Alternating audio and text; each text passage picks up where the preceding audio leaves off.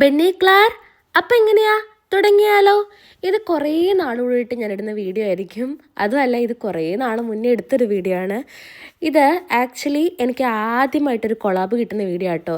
നമ്മുടെ ഇവിടുത്തെ ഇന്ത്യൻ ഒരു ബുട്ടീക്ക് എന്നെ കൊളാബിനെ വിളിച്ചൊരു വീഡിയോ ആണ്. പോണ വഴിക്ക് നമ്മുടെ നാട്ടിൽ വീട് പോലത്തെ ഒരു വീട് നിറച്ച് പൂക്കളൊക്കെ ആയിട്ട് നല്ല ഭംഗിയുണ്ടായിരുന്നേ. അപ്പം നിങ്ങളെയും കാണിക്കാമെന്ന് വിചാരിച്ചു. പിന്നെ എൻ്റെ ഡ്രീം കാറാണ് കിടക്കുന്നത്. പിന്നെ തിരിച്ചു വരാൻ നേരത്ത് മിഥുൻ ചേട്ടൻ്റെയൊക്കെ വീട്ടിൽ കയറാമെന്ന് വിചാരിച്ചു. മിത്രേനെയും മേധസ്വിനെ ഒന്ന് കാണാമെന്ന് വിചാരിച്ചു. വേറൊന്നുമല്ല, അവരിത് കഴിഞ്ഞ് പിറ്റേ ദിവസം അവർ US പോവായിരുന്നു.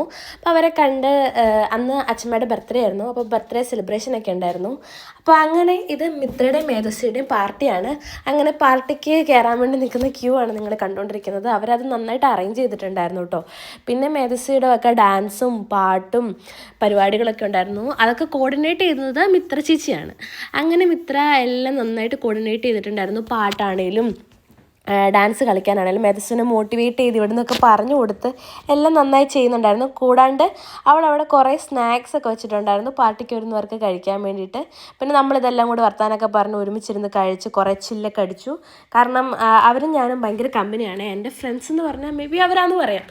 അങ്ങനെ ഞങ്ങൾ വർത്താനൊക്കെ പറഞ്ഞ് പിന്നെ ലഗേജും പാക്കിങ്ങും ഒക്കെ ആയി. പിന്നെ മേധസ്വിയുടെ വക കുറച്ച് കുറുമ്പുകളൊക്കെ ഉണ്ടായിരുന്നു. എന്നെ പേടിപ്പിക്കുന്നു, പിന്നെ കൊഞ്ചുന്നു, അങ്ങനെ കുറേ കഥകളൊക്കെ പറഞ്ഞ് ഇങ്ങനെ ഇരിക്കുക. അത് കഴിഞ്ഞിട്ട് മേധസ്വിയുടെ ഒക്കെ നല്ല പാട്ടുണ്ടായിരുന്നു കേട്ടോ. അത് ഞാൻ ഓഡിയോ ആയിട്ട് ഇവിടെ കൊടുക്കാൻ പറ്റുമോ എന്ന് നോക്കാം. കാരണം എൻ്റെ കയ്യിൽ നിന്ന് ഓഡിയോസൊക്കെ മിസ്സായിപ്പോയി. പിന്നെ അച്ഛമ്മയുടെ ബർത്ത്ഡേ എന്ന് പറഞ്ഞല്ലോ. പിന്നെ ഞങ്ങൾ വന്നപ്പോൾ ഒരു കേക്കൊക്കെ ആയിട്ടാണ് വന്നത്. പിന്നെ കേക്കൊക്കെ കട്ട് ചെയ്തു.